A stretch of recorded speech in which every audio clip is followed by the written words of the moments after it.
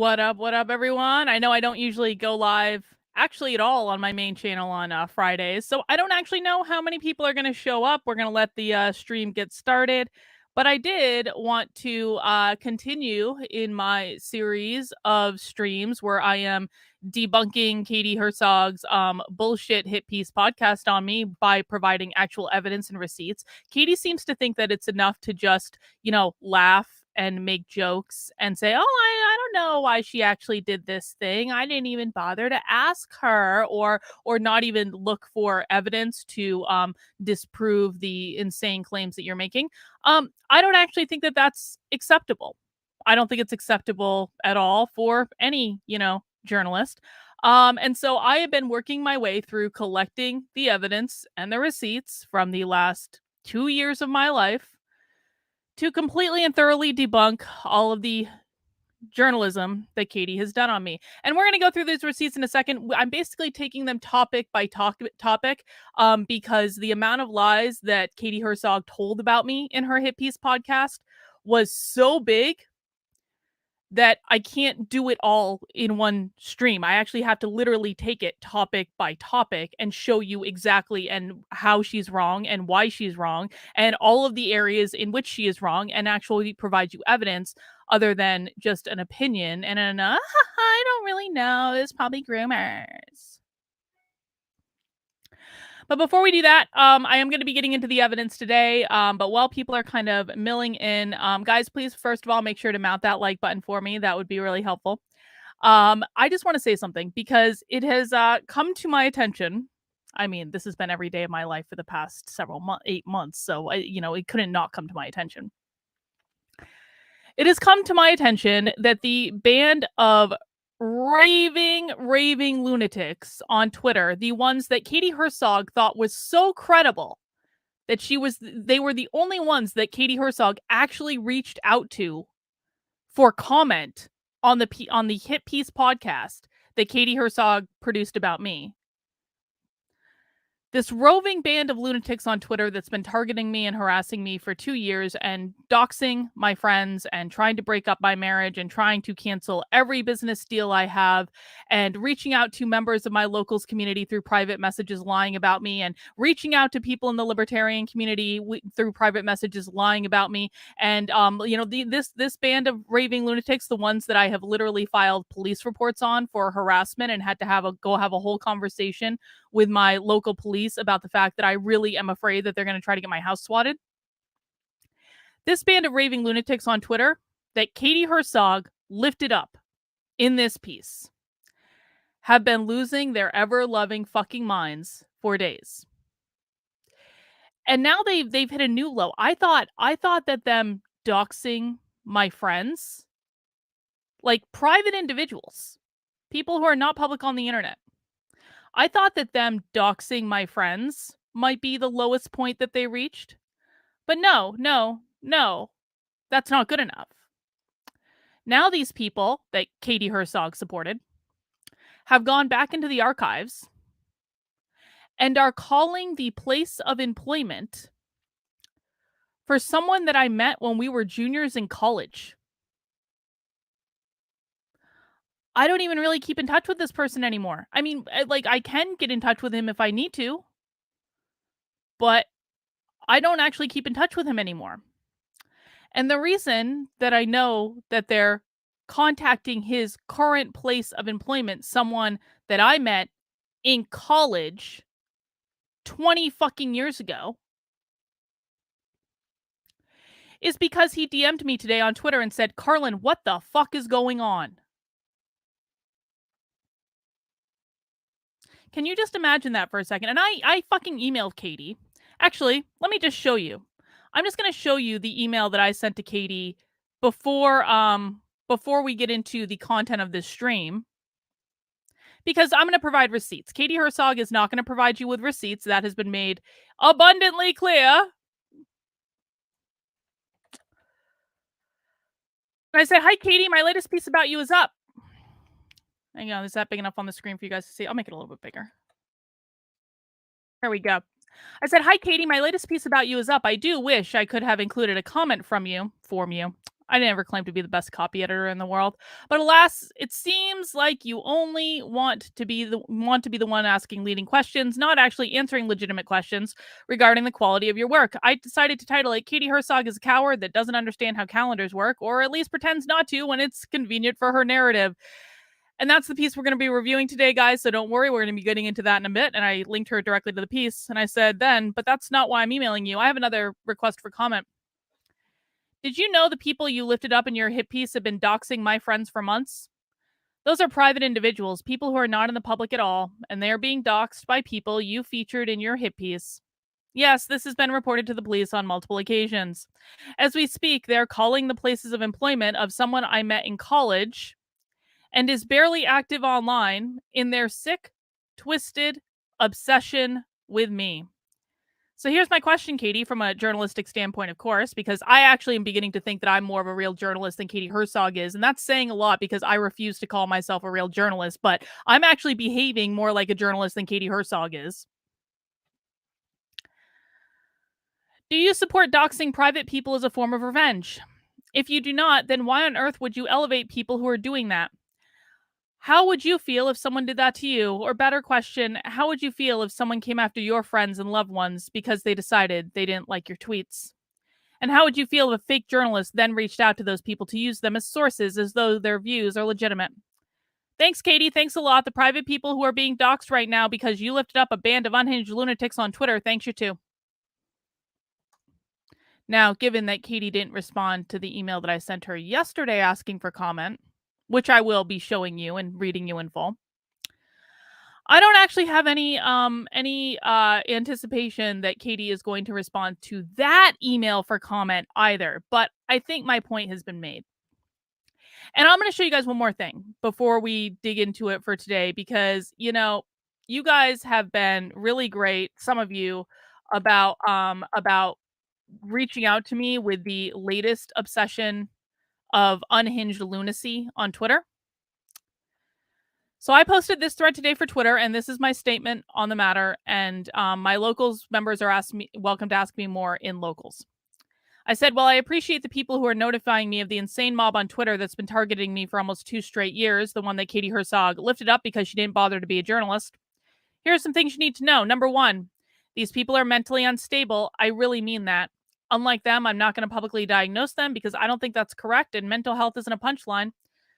But these people are not hinged into any reality that I've experienced at all. And that is the truth. And I don't really give a fuck if people believe it or not anymore. It's just, it's like the things that they make up. I'm like, I have no idea where they got that at all. They're literally inventing realities that do not exist. These lunatics only exist on Twitter. This is the only platform where I have to deal with this stuff. They like to claim that I don't have friends or relationships. Well, in all of my other circles, this stuff doesn't happen. It's just with them on Twitter. That is the truth. This is not real life. The unhinged lunacy is not real life. It is simply Twitter drama. That's all it is. In my real life, shit like this doesn't happen. On every other platform on the internet, shit like this doesn't happen. It is only this group of people on this social media platform. Number 3, these people like to tweet excessively about their obsession with me, make ridiculous things up, and tag everyone they can think of to further their harassment. I'm very sorry for the people that have been drawn into it. If I could stop it for you, I would. And the reason I say that is because now on multiple occasions, I've had to deal with friends of mine or contacts or people that I've done work with reaching out to me saying, Carlin, can you stop this band of unhinged idiots? And I have to say, I wish I could, but I can't. If I can make, I really am sorry for that. I really and truly am sorry for that, for the people who have been dragged into this when I didn't drag you into it. I didn't drag you into it. They dragged you into it. And if I can make it stop for you, I would. I really, really would. But the fact of the matter is that I can't actually escape this. And this has been going on every day of my life for the past 8 months. So I'm sorry that you're dealing with it. I am. If I knew how to stop it, I damn well would have by now. But nothing seems to work. I have reported them to Twitter on multiple occasions. Twitter refuses to do anything. I have reported them to the police for harassment on multiple occasions. The police are doing whatever the police do. Like, I owe the officer in charge of the thing here a callback. I just haven't gotten to it yet. Maybe I'll stop by tomorrow, see what's going on. But mostly the police are really refusing to do anything about it because there has not been a direct threat of violence. So these people would literally have to show up at my house with a gun for the police to do anything about it. That's reality. So while I'm sorry that other people are getting dragged into it, there's nothing I can do. If there was, I would have done it already. 4, there's nothing I can do about it. I filed police reports on the main perpetrators for harassment and doxing. I'll keep adding stuff to files. If I ever meet with any physical harm, I guarantee you it will be because of one of these people. And that is the truth. That is the truth. These people have alluded on more than one occasion that wouldn't it be a shame if one of us showed up at an event you happen to be at, Carlin? This is why we have guns in the house. This is why I'm always hanging out with the libertarians who have guns. Okay, that's not actually the reason I hang out with the libertarians who have guns, but it is actually a benefit of it.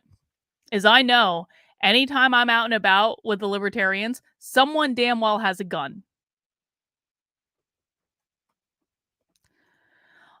Ultimately, they want to make it seem like a bigger influence. They are a bigger influence than they actually are. That's why they tag everyone. They are just a group of sad, pathetic people who have nothing in their lives other than trying to destroy me. 6, if you want to trust the word of people acting like unhinged lunatics on Twitter, that's your business. It's not mine. And 7, I find their Twitter feeds to be beyond toxic at this point, so I'm not really looking at any of it. Please stop sending me things. And that's kind of like my final stand on it, guys. Like, honestly, like I can't do this anymore. I can't. I have other things that I want to focus on. I have other things I want to do. And I understand that, you know, when the times that I have looked at their Twitter feeds, because of course I can look at their Twitter feeds if I want to. The times that I have looked at it, they honestly, to me, it looks like lunacy. I don't know how reasonable people can take these idiots seriously. I really don't.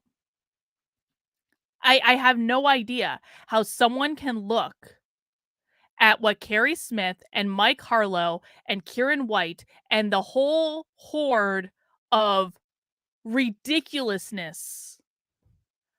I don't know how any reasonable person can look at what they're doing and take them seriously, because they look like high school mean girls to me. It looks so far beneath any reality that I have ever had to deal with in my life that if that's something that you look at and take seriously, I am just not the person for you.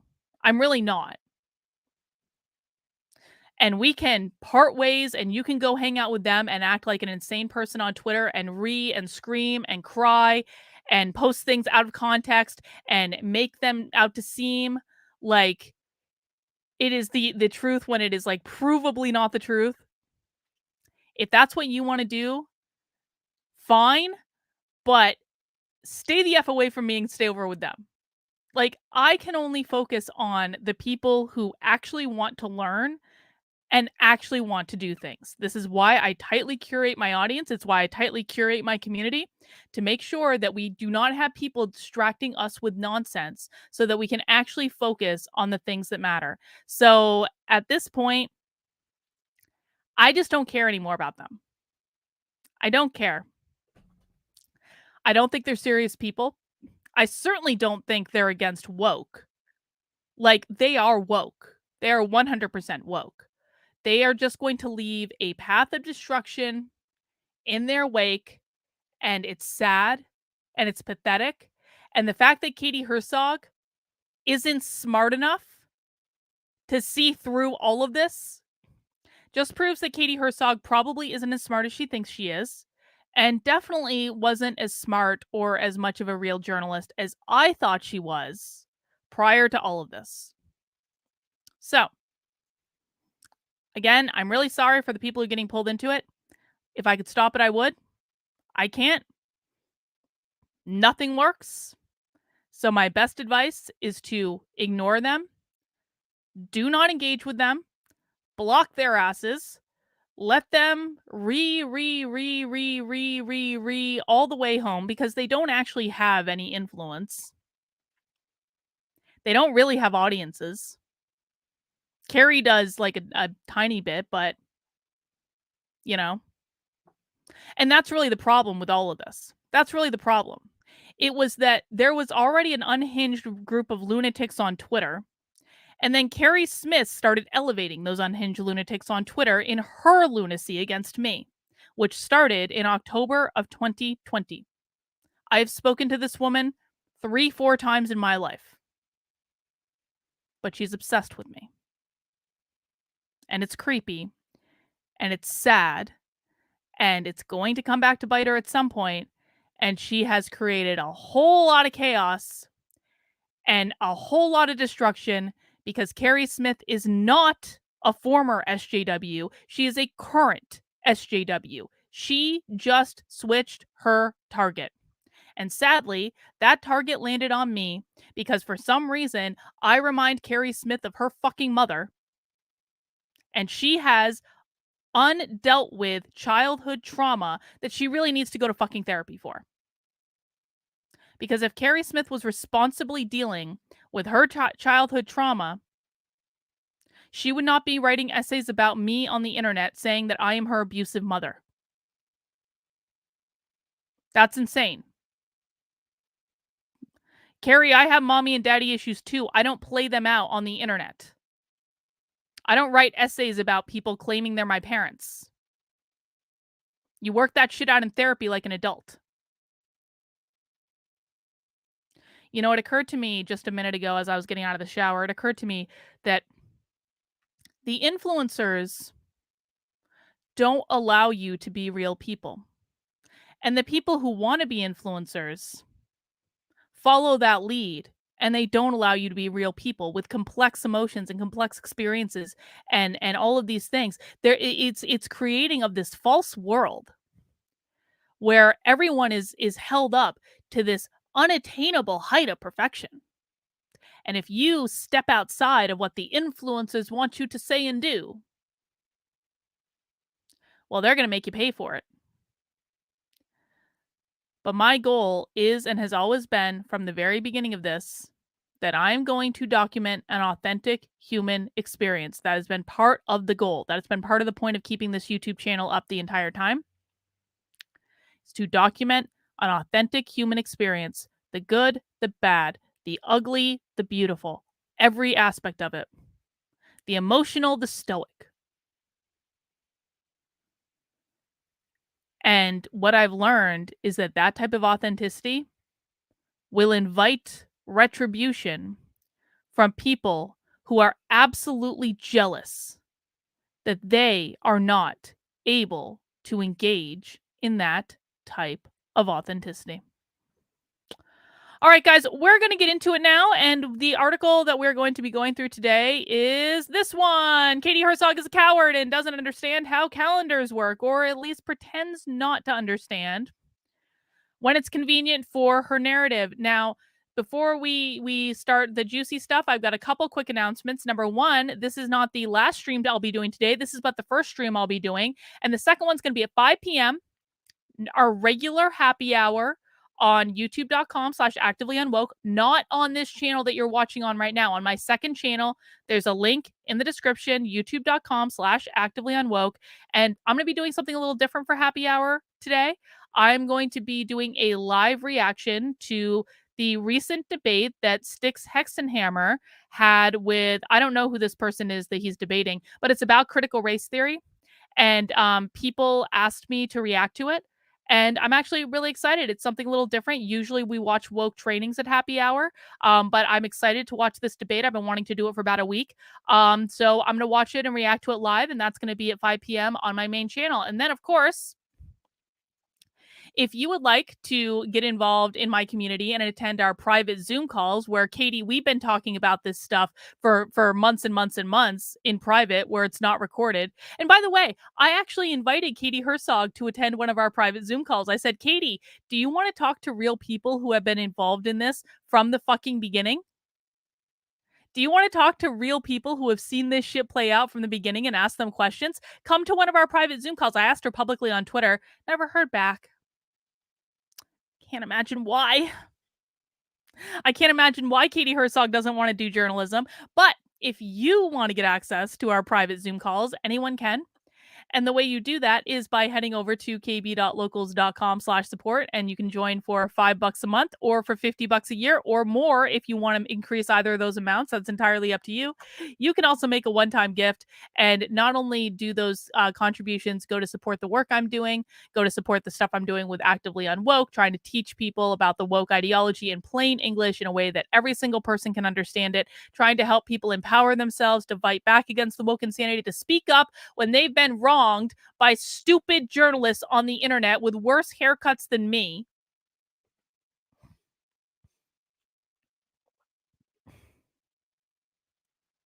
You can do that. You can get access to all that by heading over to kb.locals.com/support and joining up. And I greatly, greatly appreciate it. All right. So we've done a couple streams before this. The last stream I did was a stream documenting thoroughly and completely that Katie Herzog was lying on her podcast when she said, Carlin, it's really sad. Carlin has been known to exaggerate things. And she claims that she was chased by a mob of Black Lives Matter protesters. But I just found it impossible to find any confirmation that this actually occurred. So on this stream, I showed you 4 separate video clips, 2 of the actual mob like chasing us, and then 2 of what happened earlier in the day from 2 different angles to show that Black Lives Matter showed up at a rally and accosted our security guard. And then the security guard got arrested, which is why we ended up outside the Dallas police station later that day when we were chased down the street by a Black Lives Matter mob. Completely debunked Katie's position that I was just exaggerating and it didn't actually happen because Kylan exaggerates. And before that, I walked you through the evidence that Katie Herzog, when she was trying to paint me as a lone crazy person that just goes to school board meetings by myself to cause trouble, part of her podcast was essentially about how I got a no trespass order from a school board meeting, which was true. I did get a no trespass order from a school board meeting. But the part that Katie left out is that it was part of organized protesting and activism that the Libertarian Party of New Hampshire was doing, because the chair of the Libertarian Party of New Hampshire sends his daughter to that school, and that school was caught covering up when teachers were sexually molesting students. And so I did get a no trespass order from that meeting. But Katie did not tell you why or how or any of the elements around it that led to that no trespass order, or the fact that, no, I do not apologize for shouting, "We know where you live" at the school board. Don't apologize. If you are going to cover up for teachers who are sexually molesting students, I think that a woman yelling, "We know where you live" is actually probably the least of your fucking worries, or should be the least of your worries. And by the way, I also proved that I was not actually the only one that did that. That heckling them was a strategy that we employed, and we won because the superintendent resigned. So that was kind of, and this is important. This is important because this school board meeting that Katie was talking about happened in December of 2021. Now, Katie, in her podcast, went from talking about this story, which happened in December of 2021, and she then said, and this is around the time when Carlin was leaving the Republicans and decided to join the Libertarians, and then all of a sudden she got nominated for governor. Well, here's what we're going to look at today. Katie Herzog lies about when and why I joined the Libertarians. Let me just get this set up with my sound real quick. Just because we're gonna be so these are pieces, guys, these are streams that I do to walk you through all of the evidence that Katie Herzog refused to show you, and I can answer questions and add supplementary evidence too if I feel like it. But let's read this article, and this article is available on Carlin, KARLYN.substack.com. If you would like to go and read the article for yourself and look at the evidence for yourself and peruse it and spend some time with it, you're more than welcome to do it. But I want to make the point right off the top that every single thing, well, no, not every single thing. The vast majority of evidence that I'm going to show you was publicly available. You know, one of the things that I'm doing is I'm really I said earlier, I'm documenting an authentic human experience. And one of the places that I do that is on Twitter. So I tweet a lot. I tweet a lot about things I'm doing. I tweet a lot about things I'm thinking. Almost every single piece of evidence that I'm going to show you was publicly available to Katie Herzog and her crack research team on Twitter had they bothered to look. And if they didn't feel like looking, Katie could have emailed me and asked me for it, and I would have given it to her. But she did not do that because she's not behaving like a journalist. Let's read. Previously, I debunked journalist Katie Herzog's claim that I exaggerated being chased by a Black Lives Matter mob in Dallas, Texas. I also debunked Katie's narrative that I was a lone crazy person getting a no trespass order at a school board meeting when, in fact, I was engaging in planned activism with the Libertarian Party of New Hampshire against a school board that covered up that teachers were sexually molesting students. And that's an important piece for this next component. That school board meeting took place in December of 2021. After she told this story in her podcast, Katie goes on to imply that it was around this time that I left the Republicans to join the Libertarians and instantly conned myself into getting nominated for governor. The problem is that I joined the Libertarians 8 months prior. And here I'm going to play you a clip. And so the clips that you're seeing with blocked and reported, this is my live reaction to her bullshit podcast. So this is a reaction I was doing. I was up till 3 a.m. doing this reaction. I was doing it on the fly. And I was telling the truth behind the podcast that Katie lied about. But the reason I'm doing these streams is to provide you with backup evidence. But I just want it noted that I was telling these stories off the top of my head in the middle of the night after I'd had a long day. And I can still back up every single component of what I said with evidence that we will look at. I just didn't do it on this stream. That's why I'm doing these supplementary streams. But let's listen to what Katie said, and then you can listen to me explain the actual story of what happened. Let's listen. Oh, shit. Hang on. Okay, so amidst all of this drama, Carlin... By the way, groomers is trending as we speak. Great. Carlin is moving away from Republicans. No. She's already moved away. No, again, Katie, it was not within all this drama. I joined the Republican Party for 15 fucking minutes to troll Lauren Witzke, which I have talked about several times online. I left the Republican Party in April of 2021. The incident that you are talking about happened... When the fuck did that happen? December. The incident that you are talking about happened in December of 2021. That is May, June, July, August, September, October, November, December. 8 months. 8 months after I had joined the Libertarian Party of New Hampshire. So no, you are patently incorrect in your timeline, which you know because I emailed you the timeline. I laid out the timeline for you, Katie. I told you I joined the Libertarian Party in April of 2021. You are talking about an event that happened in December of 2021. All of this is easily verifiable if you just take a cursory glance at my social media. So no, I was not moving away from the Republican Party at this time. I had left a long time ago, and I only joined them to troll Lauren Witzke.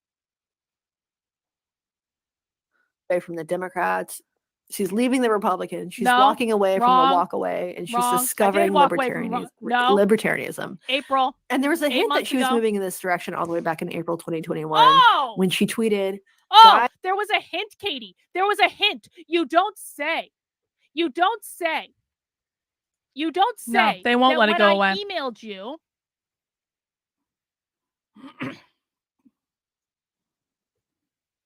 There was a hint.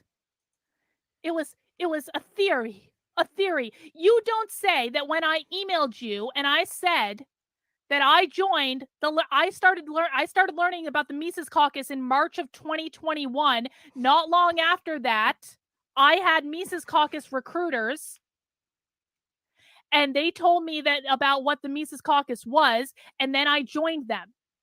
Katie, you don't say. You don't. Is this the Katie? Is the email that I sent you the literal clue that I joined the Libertarian Party in April of 2021, and you're talking about December of 2021, which is an 8-month fucking difference? Is this what clued you in? Unfucking believable. Like, truly unbelievable. All right, so that was what I said. I don't know why it's not letting me. Hang on. Oh, there it goes. Okay, that was what I said the night that I did my live reaction stream to this. Now, I'm going to provide you with evidence and receipts for every single thing that I told Katie Herzog that she ignored in the course of her reporting. Let's walk through the real story that Katie didn't bother to look into. When Katie Herzog was working on her hippie, she emailed me to ask me for a timeline of when I joined the Libertarians. I immediately responded, noting that I had joined in April 2021 and laid out how and why. I will provide receipts for everything I told Katie in this article. This is literally the email that I just displayed on the screen in that clip, so you can go read the full email if you would like to, but we're not going to rehash the whole thing right now. First, we have to go back. When I left the Democratic Party and joined the Walkaway campaign in 2020, a lot of people made the assumption that I'd become a Republican or conservative. Those people were wrong. In fact, I went out of my way to constantly remind people that I wasn't either and had remained independent. I had left the left. I didn't join the right. This is a clip from a speech I gave at the Walkaway March on Washington in October of 2022.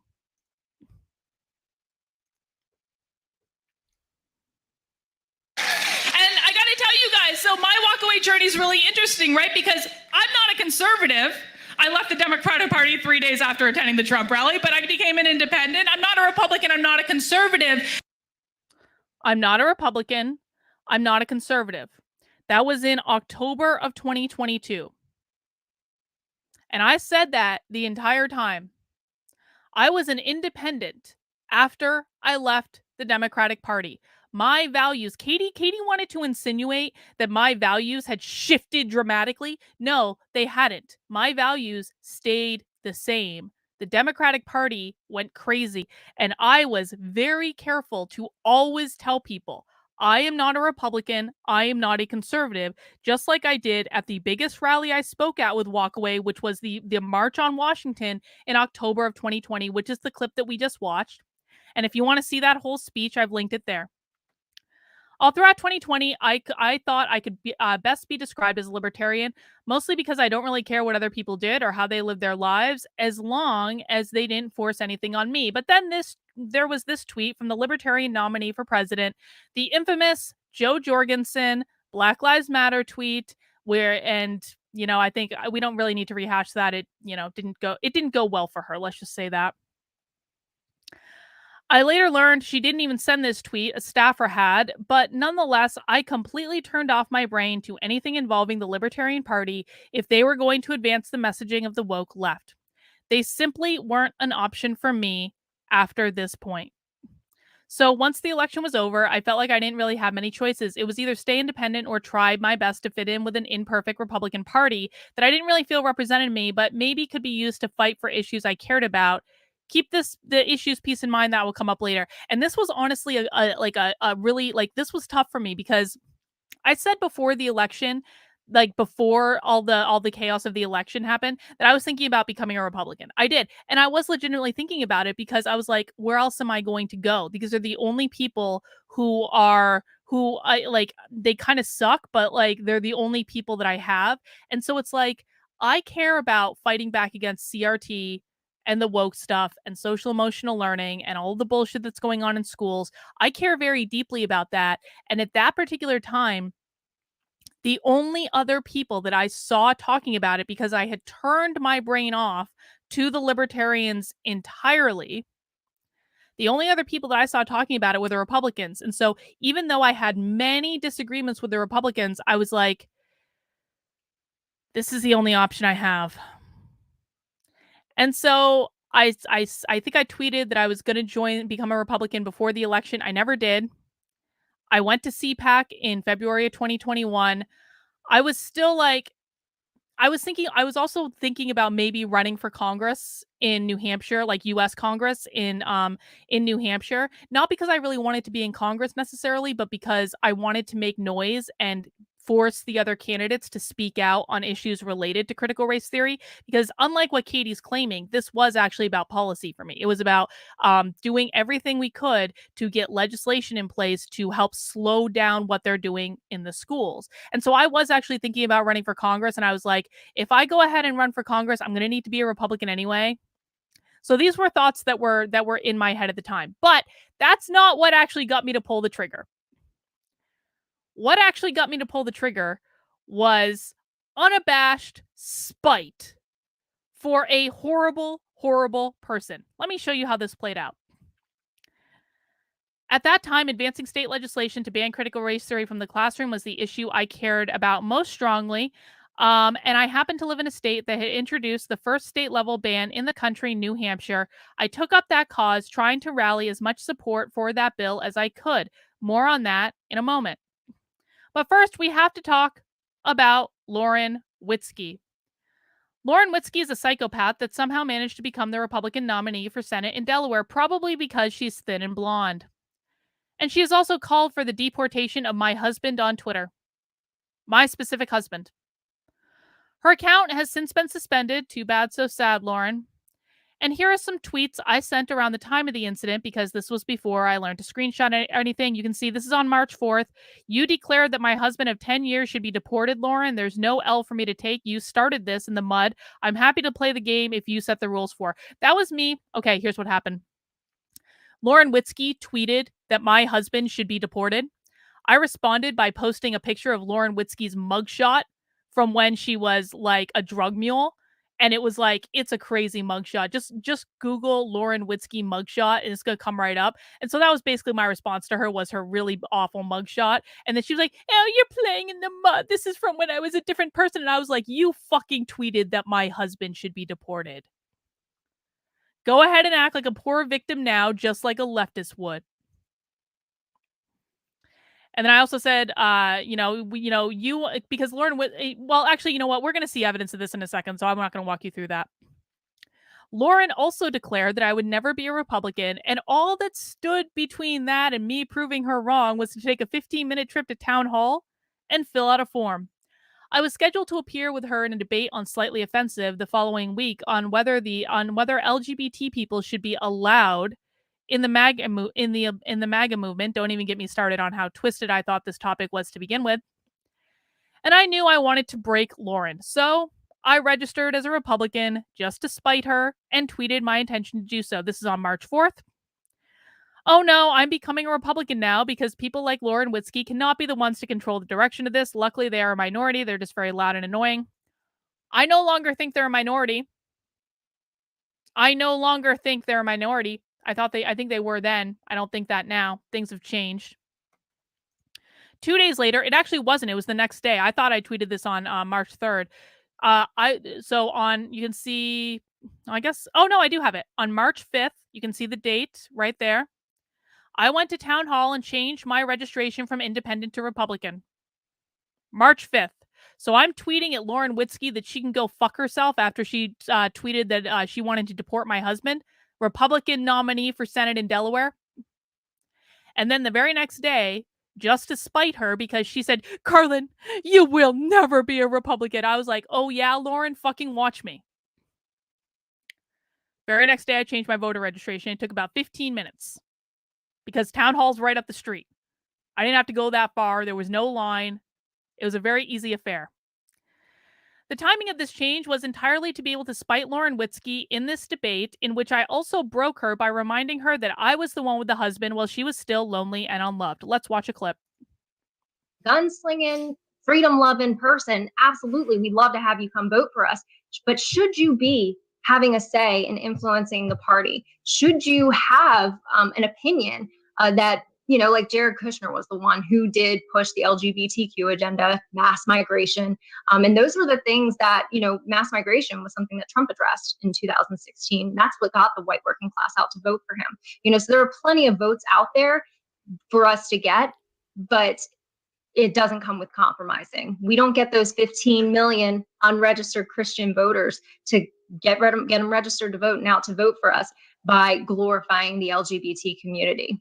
Congress shall make no law respecting an establishment of religion. I don't know why Lauren's so against the First Amendment. I think the First Amendment's pretty great. I also think the Second Amendment's pretty great too, because it protects the first. And these are the things that we should actually be conserving, and we can't do that if we can't win elections. The fact of the matter is, Lauren, that every single problem you have with the LGBT movement right now, from giving hormones to kids, medical transition, whatever, this was all caused by the right losing the culture war 30 years ago when they tried to legislate their religion. That is why we're currently experiencing this today. The only way to come back and conserve whatever it is you want to conserve is by winning elections. And the fact of the matter is, it's not just people like Blair who vote based on LGBT issues. I am straight as an arrow. I'm married to a dude. Between the two of us, I'm the one that's actually married with the family. And so I will say that I absolutely will not vote for a party that treats LGBT people like they are subhuman. I won't do it. Part of the reason that Trump won my vote is because he does not care. He promotes people. He doesn't promote sexualities. Okay, so first of all, you're using issues again on me that you don't apply for yourself. So Dr. Carl here was the first one to celebrate me being banned from Twitter. I did celebrate it. So excited to see that my voice had been silenced. So freedom of speech for thee, but not for me. Absolutely. So, disregard that opinion. Well, I celebrated that you were banned on Twitter because you repeatedly tweeted that my husband should be deported, Lauren. And he's now an illegal I'm alien. Thrilled. No, he's not. He has a permanent green card. I am now thrilled that I don't have to hear you call for my husband to be deported on Twitter, who has had a permanent green card for the last 6 years. He came into our country illegally. He broke our laws. He did not do it. And then married an American. How lucky is he? Go back. He has to go back. I'm sorry. He doesn't have to go back. Lauren Witzke doesn't know what the fuck she's talking about. It's not how laws work. I'm sorry. I'm sorry I have a husband and you don't, Lauren. I'm sorry. I'm sorry. So that last bit, by the way, when I said, Lauren, I'm sorry I have a husband and you don't, I swear to God, Lauren Witzke was broken from that for like 3 straight effing days. She was posting about it in her Telegram. She was posting about it on Gab. Like, she was like, okay, I even said, after this happened, Lauren complained about me for 3 straight days in her Telegram group, and on Gab, mission fucking accomplished. I wanted to trigger Lauren Witzke and remind her that I was the one that was actually married with the husband and she was not. And, I was successful in that. Now, you might question the maturity of that tactic, but the result was actually exactly what I wanted. And the point is that I changed my registration to Republican at exactly that moment, purely to spite that bitch. That was why I became a Republican. That right there. Given this clear sequence of events that is publicly available on my Twitter for anyone to find, I asked Katie Herzog via email if she's stuck by her reporting. I'll post the full email I sent her at the bottom of this article. So I sent Katie an email yesterday, basically saying, I've got some questions for you. And I've got the full email in the article if you guys want to read it, but I've cut out these sections that are particularly important. Number 1, in this tweet on March 3rd, I clearly say I'm becoming a Republican. I guess it was March 4th. That was my bad. I clearly say I'm becoming a Republican to piss off Lauren Witzke after she tweeted that my husband of 10 years should be deported. Did your crack editorial assistant find this in the course of his shitty research? If so, then why did you ignore it in your reporting? If not, do you still stand by your editorial assistant's work on this podcast? Lauren's account, not sadly, has since been suspended, but here's me pointing out exactly and precisely what she said before. If there was any doubt about the claim, I know you think I exaggerate after all. Your editorial assistant also probably could have found this tweet here if he were doing his job. That's actually a tweet of me and Victor kind of laughing about the fact that Lauren Witzke said he was going to get deported. But sadly, Katie Herzog is a coward and did not respond for comment. But then something funny happened. A few weeks later, the New Hampshire Libertarian Party noted Nick Sarwark.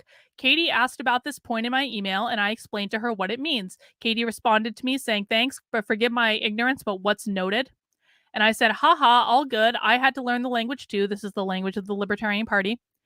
In every Libertarian election, you have the option of voting for none of the above, and candidates have to get more than 50% of the vote to be elected. Nick Sarwark was running for state treasurer unopposed, so it was just Nick and Noda on the ballot, and the Libertarian Party of New Hampshire voted to Noda him rather than put him in the position. Once they eliminated him from contention, they changed the rules and about who was eligible to run for treasurer, and a guy named Sean Brennan bought a lifetime membership then and there to be eligible for the position. He was ultimately elected, and Sarwark was forever saddled with the shame of being noted. It's very embarrassing for that to happen to someone in the LP, especially someone who was a 3-time chair of the National Party. Reason called this the Brennan maneuver, and then I linked her to evidence of that happening. I was working on lobbying for the anti-CRT bill in New Hampshire when this happened. Here's the testimony I gave to the House committee on it in February 2021. That's a link to a video, and another stream where I was lobbying for it also in February 2021. I even went on Glenn Beck's show to talk about it. So now we're getting into, the reason I'm showing this is now we're getting into the policy discussion, because Katie Herzog's position is that I left the Republicans and joined the Libertarians because conservatives were mean to me on Twitter and not because of any policy issues at all. So what I'm showing you is I was actively lobbying for the anti-CRT bill in New Hampshire, which is decidedly a policy issue. All right, I've got to go over this bill before we introduce you to a couple of people. The propagation of divisive concepts prohibited. The definitions. Contractor means any and all persons, individuals, corporations, businesses of any kind that are in any manner entered into a contract, perform a subcontract pursuant to a contract with the state of New Hampshire.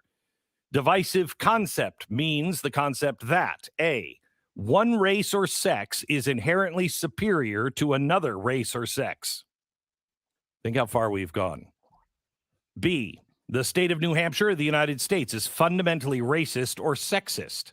C, an individual, by virtue of his race or sex, is inherently racist, sexist, or oppressive, whether consciously or unconsciously. D, an individual should be discriminated against or receive adverse treatment solely or partly because his or her race or sex. E, members of one race or sex cannot and should not attempt to treat others without respect to race or sex. F, an individual's moral character is necessarily determined by his race or sex. G, an individual by virtue of his race or sex bears responsibility for actions committed in the past by other members of the same race or sex. H, any individual should feel discomfort, guilt, anguish, or any other form of psychological distress on account of his or her race or sex. Or I, meritocracy or traits such as hard work ethic are racist or sexist, or were created by a particular race to oppose another race. I could have read this to you 10 years ago and said, we're going to have to start passing bills like this, and they're going to be hard to pass 10 years from now, and you wouldn't have believed me. It's hard to believe right now. I mean, where is the controversial part of that? The one part that they push back on occasionally on these things is, and I believe this is a correct criticism, that you can't really have affirmative action without these sorts of, when you have these in place, you can't really have affirmative action. Now, as a person who opposes affirmative action, I'm totally fine with that. But like California ran into some of this when they had laws that really made it seem like you're not supposed to treat people differently because of their skin color, which is obviously supposedly universal concept. But we want to do all these affirmative action programs, so we can't have this in place. But I believe it was D of what you just read that said no adverse. Can you read the wording of that one again? Yeah, D is an individual should be, if they're teaching, that any individual should be discriminated against or receive adverse treatment solely or partly because of his race or sex. So that's even keeping it open to positive treatment because of your sex or your race. Right. It's okay, essentially, to have affirmative action. It's not trying to take that issue on. So I'd like to know, well, first, Karlin Borisenko, an organizational psychologist and a friend of the program. Doctor, how are you? I'm doing well, Glenn. How are you? Okay. When I say doctor, you're supposed to say doctor. Oh, sorry, doctor. Yeah. So you're involved in this New Hampshire bill, HB 544. You're promoting it, on your website at YouTube, and you've looked into it. How is this controversial? I really don't know. I've been working with state lawmakers over the last month or so. There's been testimony in the House of Representatives over this bill, and it really is something that shouldn't be controversial. But of course, the Democrats in the state of New Hampshire are pushing back on it very strongly. The first message, they've gone through several different messages at this point. The first one is that they said this bill was racist. Now, given the definitions you just read, I don't know how anyone can reasonably argue that. The second one that they tried is this bill is transphobic, which makes no sense since trans people are not mentioned in the bill at all.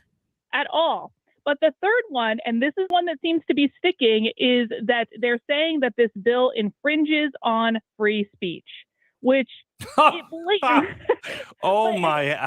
irony there. Oh my gosh.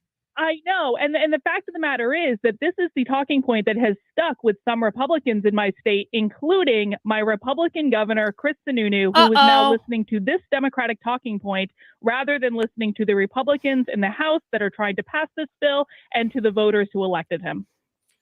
That is unbelievable. So what are Democrats? So I don't want to watch this full video again. You're welcome to, because again, he goes in to ask me about stuff that's not related to what we're talking about. But the point I want to make is this: on this episode of Glenn Beck, which was in March of 2021, I was talking about how the fact that I was lobbying for this anti-CRT bill in New Hampshire. I was spending an inordinate amount of time on this. I had state lawmakers calling me all the effing time. I was traveling around the state, working with different groups, talking to parents about this bill, rallying support for it. And the Republican governor, Chris Sununu, was trying to F it all up. He was the one that came out and said he was going to veto this bill to side with the Democrats. And that is exactly what I was talking about on that episode of Glenn Beck. And after I was on that episode of Glenn Beck, and unfortunately there's not video, I couldn't find a clip of this, but after I was on that, he brought on Keith Ammon, who was the primary sponsor of that bill, to talk about the challenges that he was having, not with the Democrats, but with the Republicans.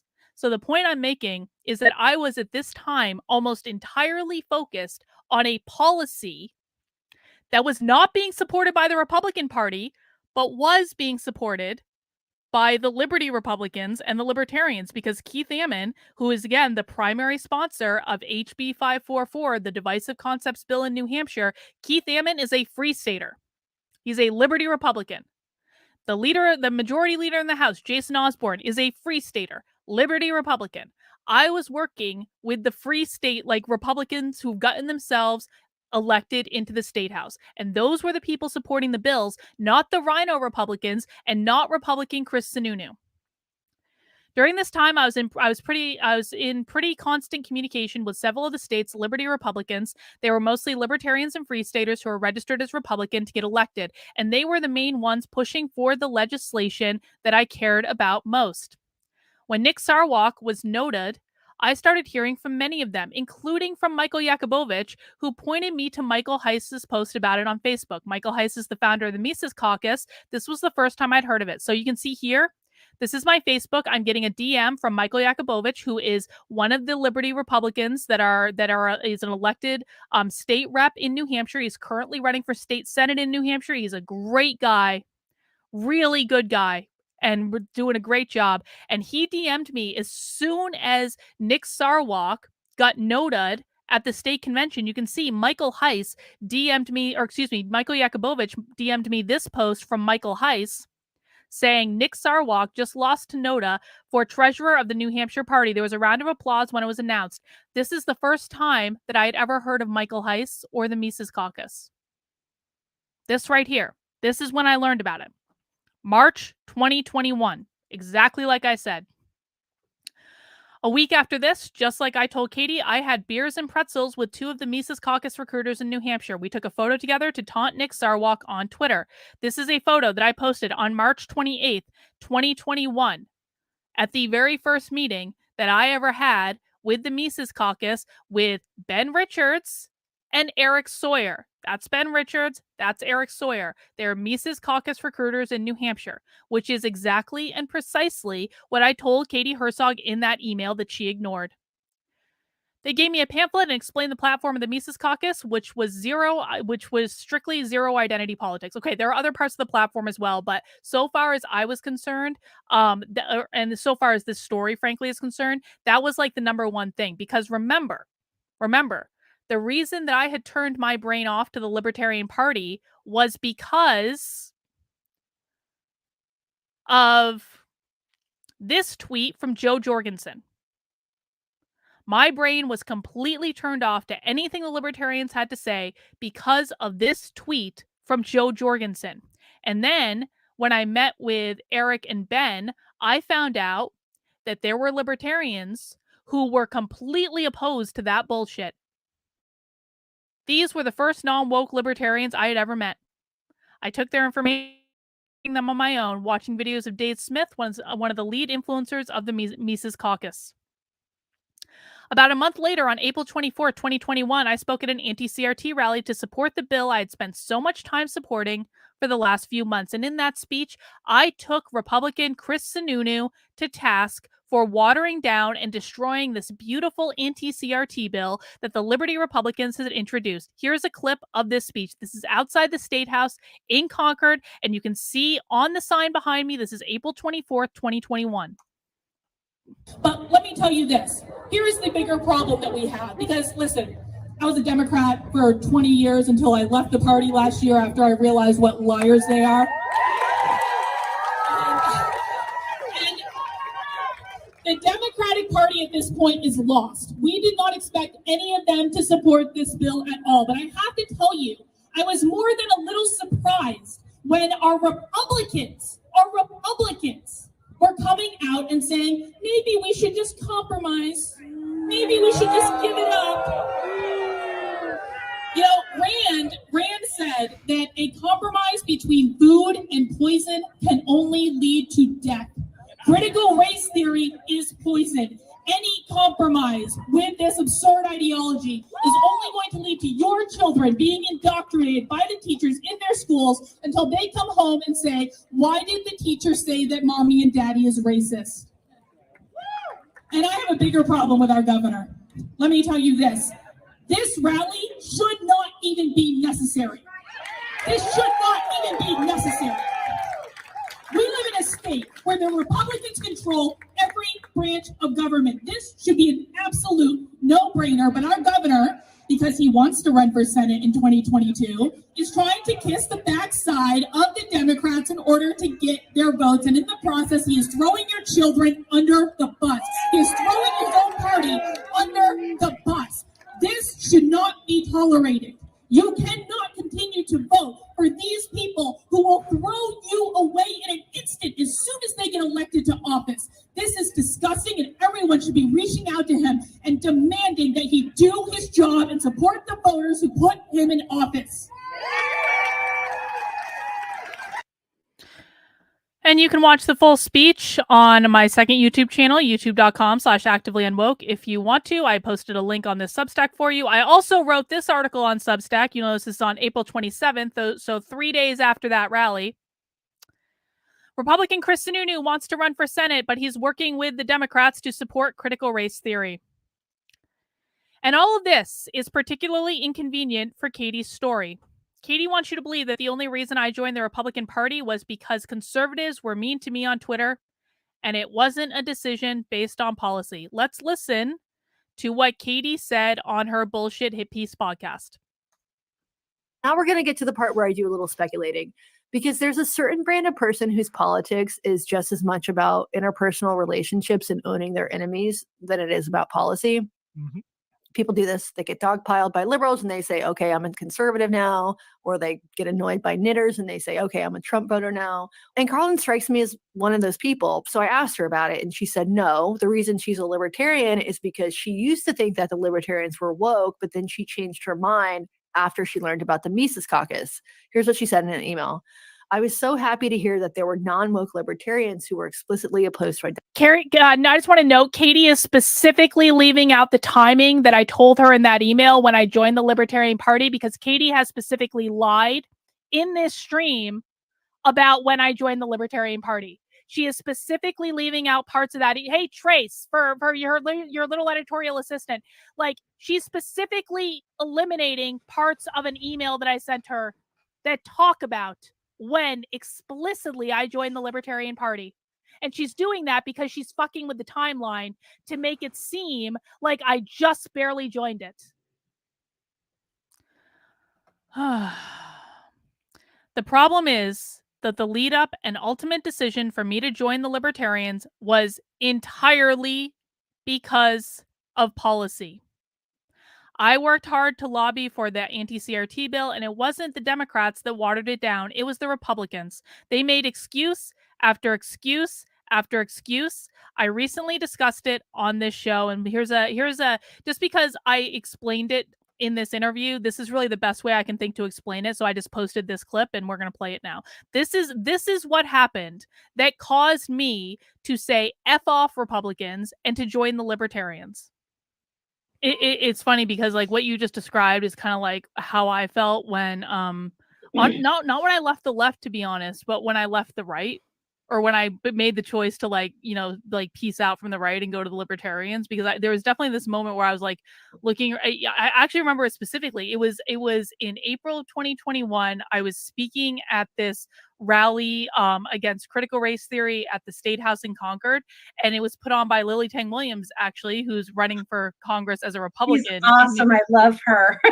she is the best, but Lily is like a liberty Republican. Like, she's a free stater. So she's a Republican, but not really a Republican. And I was speaking at this rally, and I was like looking out on the crowd, and I was like, the vast majority of people here are libertarians. They're not Republicans. And this was a rally against critical race theory at and I know this is not related to religion, but it's just like the moment for me was similar, where like it was like Chris Sununu was in the middle of trying to screw the anti-CRT bill. Like, he hadn't done it yet, but like he was really trying to just like completely destroy it. And I'm like looking at this crowd of like that really should have been packed full of Republicans, like being like, what the ever-loving F? Like, we were the first state in the country to introduce the anti-CRT bill. This was like a big Republican thing, and they just didn't show up at all. And I was like looking at the crowd, and this was after like months and months and months of me fighting with the New Hampshire, like members of the New Hampshire GOP that weren't the Liberty Republicans. And I was just like, none of you believe in anything. Absolutely none of you believe in anything. I have spent hours, days of my life driving around this state, trying to help you, trying to do anything to get you people to help yourselves, giving up of my days and weekends for free to try to get this bill fixed so that this stuff is not taught in the schools, and you couldn't even show up for an effing rally. And it was like, that night for me, I went to the Mises Caucus meetup, and that was it. That was the moment I joined the Libertarian Party. I even said it to the organizers at the time. I was like, that's it. I'm out. I'm done. F the Republicans. They can go F themselves. I knew you were going to be a Libertarian. As soon as you went to Republicans, I went, that's a face. Well, and that's what I've heard from so many people who have actually watched my journey. Like, Carl and I always knew you're going to end up as a Libertarian. Like, you were not a Republican. And Katie, had she actually looked at any of the material online, could have figured this out rather easily.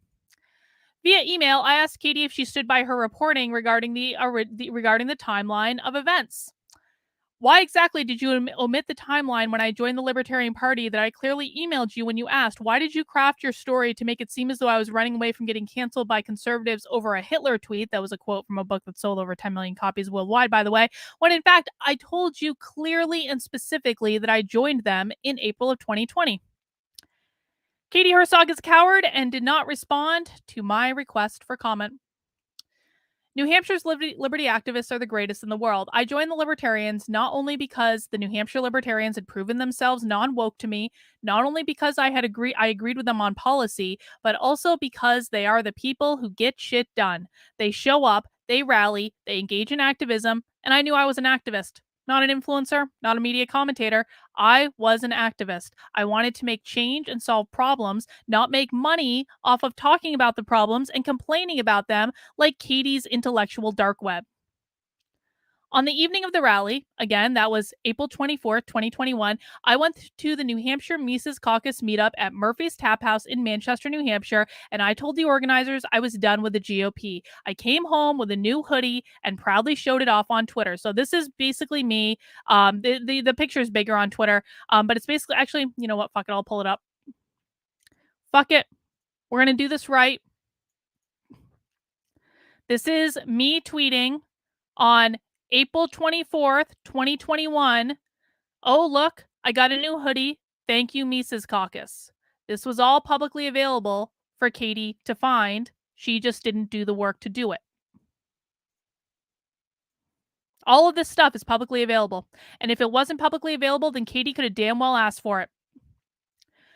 I also met the organizers of Porkfest, Carla Garrick and Dennis Pratt, at the rally and at the Mises Caucus meetup that night, respectively. They both invited me to speak at the annual festival celebrating the Free State Project. The next morning, I bought tickets to Porkfest 2021. You can see April 25th, 2021 at 10:30 in the morning. There is a receipt for the Porkfest tickets that I bought literally the day after I met Carla and Dennis at that rally and at the Mises Caucus meetup that night. A few weeks later, I paid dues into the Libertarian National Party, the Libertarian Party of New Hampshire, and the Libertarian Party of Pennsylvania. Story on that one in a moment. I also became a monthly donor to the Mises PAC to support Michael Heiss's work in taking over the Libertarian Party. Here are the receipts with all the timestamps. Now, Katie couldn't have known this publicly because I didn't tweet out my receipt when I paid them dues, but she damn well could have asked. This is just proof of the timeline of events. Now, this was a couple weeks later. On May 11th, I joined the Libertarian National Party. I don't know why I joined that on May 11th and the Libertarian Party of New Hampshire on May 17th, which was like 6 days later. What I suspect happened is I meant to join both of them, and then I did one, and then I got distracted by something, and I came back and I did the other one later. It honestly didn't really matter. This is a receipt on May 17th for my membership in the Libertarian Party of New Hampshire. This is also a receipt on May 17th for my membership in the Libertarian Party of Pennsylvania, and I'll talk about why I joined the Libertarian Party of Pennsylvania in a second. And then this is on June 14th, I started monthly recurring donations to the Mises Caucus, only $10 a month, but you know, every little bit helps. And I make a regular $10 monthly donation to the Mises Caucus to support the work that Michael Heiss is doing. All of this happened. Unlike the timeline that Katie wants you to believe, all of this happened before I was ever canceled really badly by conservatives on Twitter. The first and still to this day worst cancellation that I've ever had with conservatives on Twitter was in June of 2021.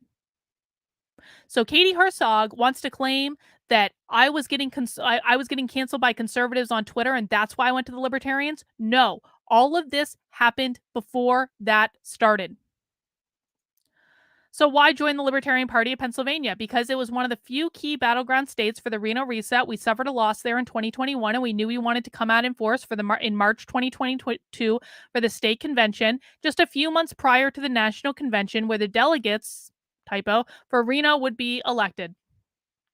Luckily, at that time, Pennsylvania allowed out-of-staters to become members. So a bunch of us from the LPNH signed up and planned to make the trip. I also covered what happened at the 22 convention on Odyssey, this is like a recording, but you can see this post, May 21st. Okay, so I joined I paid dues to the Libertarian Party of New Hampshire because, like, okay, there's a difference between joining something in the Libertarians and paying dues to that thing. This is like a language thing that people have to understand. Joining generally means you say, I am a member now, and they let you join a Facebook group or a signal chat. That's generally what like joining means, okay? But this is when I actually paid dues, which are two different things. In order to vote, you need to have paid dues, but you can join something without actually like paying dues. But in order to have a vote, you need to pay dues, essentially is how that works. So I had paid dues to the Libertarian Party of New Hampshire on May 17th, 2021. And I had also paid dues to the Libertarian Party of New Hampshire on May 17th, 2021. This is a post from Ben Richards, again, one of the guys that recruited me to the Mises Caucus, on May 21st, 4 days later.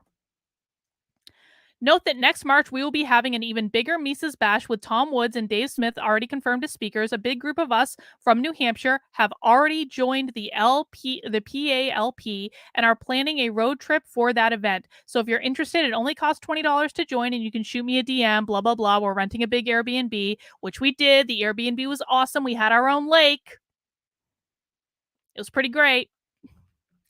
But that's just proof, like, we were planning on going to the Libertarian Party of Pennsylvania convention, and that's why I joined the Libertarian Party of Pennsylvania at the same time, was to take a trip with the friends that I have that Katie Herzog wants you to think don't exist, with the LPNH, to go to the convention in Pennsylvania, which I did and documented publicly. Another fun fact, Katie, badly, covered the coup of the Libertarian Party of New Hampshire in her smear piece on me, but I was the very first person on the internet to post about it just hours after it started in June of 2021. It's how I know how much Katie got wrong in her reporting. I was the first to get the story because I was there when it happened. I'm on the communications committee, and the group chat started buzzing as soon as the accounts started being locked down. Within hours, I broke the news of what was going on from an insider perspective. Breaking news, breaking news. The Libertarian Party of New Hampshire is being hostilely taken over by the pragmatists in the party who are so afraid of the Mises Caucus and the numbers that the Mises Caucus are attracting that the only thing they know how to do is dissolve the current New Hampshire Libertarian Party and take it over without anyone voting on this. I swear to you, I know this sounds crazy. I am not making this up. This is unfolding as we speak. This has been I'm literally bringing you breaking news as it is unfolding. I'm not even a journalist. I have no idea what I'm doing, but I do know that I'm talking to all the people in the party, or many of them. I was obviously very excited. Just got kicked out unilaterally by the party chair, and we're receiving constant updates as to what is going on. Okay, so here now we're not going to play this whole 15-minute video. I just want to prove that I was actually Katie Herzog did a shitty job of reporting on this when I listened to her podcast. Like, she got so many things wrong. She should have really listened to my fucking journalism, because I reported on this extensively. I was the very first person to report on this. And she got a lot wrong. In fact, Katie, I have a whole fucking playlist. I have a whole playlist about this event. Perhaps Katie could have availed herself of my own journalism in her reporting. It would have been a whole hell of a lot more accurate. So I asked Katie Herzog for comment, given the timeline and evidence clearly points to the fact that I had irreconcilable policy differences with the GOP, and the Libertarians were the only ones doing activism on the issues that I cared about. So the third question I asked Katie. In your podcast, you made it seem as though my leaving the Republican Party was because they were mean to me on Twitter rather than over policy issues. However, in this video, you can clearly see me speaking at a rally in April of 2021 in front of the State House, clearly taking Republicans to task over policy issues. Coincidentally, this is also the exact same time I told you that I joined the Libertarian Party. I also published a piece flat out saying that Chris Sununu was sabotaging the bill I was lobbying for at exactly the same time. Given this evidence clearly pointing to a policy disagreement with Republicans, along with the receipts that I paid dues to 4 different libertarian organizations after this all happened, do you still stand by your claim that I only joined the Libertarians because Republicans were mean to me on Twitter? If so, how do you explain this clear focus on policy I was lobbying for that was only supported by Liberty reps and Free Staters when I was working on it? Katie Herzog is a coward and did not respond for comment. It was always policy, Katie. All of this is to say that I have a well-documented history of being involved with the LPNH, the Mises Caucus, and the Free State Project, and the Libertarian National Party, dating back to March of 2021 when I met with their recruiters, just like I told Katie, joining in April of 2021, just like I told Katie, and having it clearly be for policy and activism reasons, not just because conservatives on Twitter were having feelings, because conservatives didn't really start canceling me on Twitter, Katie, until June of 2021, which was after all this happened. I'm in constant communication with the Libertarian Party of New Hampshire and the New Hampshire Mises Caucus. We have group chats where we talk all day, and we do fun activities together, like going to school board meetings to protest teachers sexually molesting students to make tyrants afraid again. And we're going to keep doing it whether Katie likes it or not. This is a picture of me with the Libertarian Party of New Hampshire. I'm right here. This is at a screening that we had. We had a screening for V for Vendetta in a movie theater, and then we all took a picture of us afterwards with our website on the screen. This is me at the first meeting, or the meeting last year. I shouldn't say first meeting. The meeting of the reconstituted Southern New Hampshire Libertarian Party, which is now called the Merrimack Valley Libertarian Party. This is a county level affiliate that we were reconstituting the party to do hyper local activism with people in 2 different counties in New Hampshire. That was at the convention for that. You can see I'm right there. This was after the school board meeting in which, this was the first school board meeting in which Jeremy was actually the one that yelled, "We know where you live." In that one, there's Jeremy right there. This is the chair of the Libertarian Party of New Hampshire, Nolan. That's Eric. That's Toad. He's a commentator. This is Robley. He is currently a rep on the LNC. He is the alternate rep for our region. This is Denny. And this is Josh Smith right here. Josh Smith is currently the vice chair of the Libertarian National Party, and he happened to be in town because the LNC meeting was happening in Boston, and so he drove up to go to the school board meeting with us. And then this is a picture from that school board meeting. I have never been so proud to be in a photo in my life, and I put this there to prove again to Katie that I was not a lone crazy person at the school board meeting. I went with a group of people to do planned activism. So, how did I get nominated for governor? Exactly like I explained in the video we're going to watch in a second. And if Katie Herzog has any questions about it, she is welcome to fact check it with the executive committee of the Libertarian Party of New Hampshire to ask them, which she never bothered to do in her original piece. Katie made all these assumptions about my direct involvement with the party since I joined and didn't even bother. So this is the story that I told for how I got nominated for governor in the original reaction stream. And quite frankly, it's pretty fucking accurate. So we're just going to play it again, and I'm going to let that be the statement on how I got nominated for governor. Let's watch. I'm telling you that if you're not paying attention to what the Mises Caucus is trying to do to make the Libertarian Party suck significantly less, you need to be. This is going to be a factor leading up to 2024. They're going to make noise, and I think in a good way. So at the end of that year, this is December 2021, she tweets the thing about Holocaust victims choosing to be murdered. And she announces that she's been canceled by the woke right. And then the next month, she announces that she's running for governor of New Hampshire and has been endorsed. So I just want to pause, and I'm going to correct it on the podcast too. But did you hear what Katie did? Carlin got canceled by conservatives for tweeting this thing in December. And then she announced that she got canceled by conservatives for tweeting this thing in December. And then all of a sudden, the following month, she's running for governor as a libertarian. Katie left out the complete lead up to this, which was an 8-month timeline that started with a disagreement over policy. She left it out entirely to make it seem like it was just like that when it wasn't. Journalism. Endorsed by the state Libertarian Party. That's not what happened at all. That's not what happened at all. I joined the Libertarian Party of New Hampshire in April of 2021. I got involved in the Libertarian Party in New Hampshire. We started doing lots of stuff together. We started talking about which candidates do we run to get ballot access. We decided to run, we were originally going to run, so we thought for sure that Chris Sununu was going to run for Senate. And so we decided to run Jeremy Kauffman and we spent months fucking cajoling Jeremy into running for Senate because he was really unsure about it. But we, like a whole bunch of us, spent months cajoling him to run for Senate. And he finally agreed. And I always knew that he would. It's just too good of an opportunity.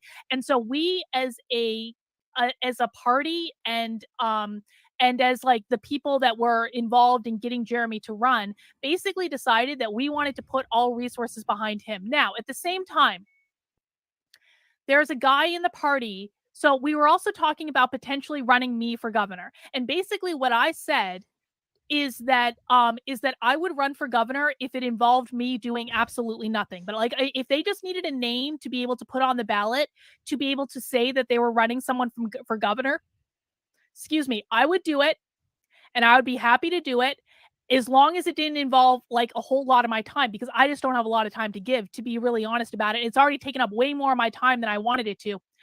But so I said, I'll do it, because one of the reasons that we wanted someone to run for governor was because there was another guy in the party who we kind of thought might try to get nominated for governor, and we really didn't want him to get nominated for governor. So we were like, we need to just put our own candidate in there, and that way we eliminate the possibility that this guy gets himself nominated for governor kind of accidentally. So we thought about that, and actually what happened was we decided not to do it.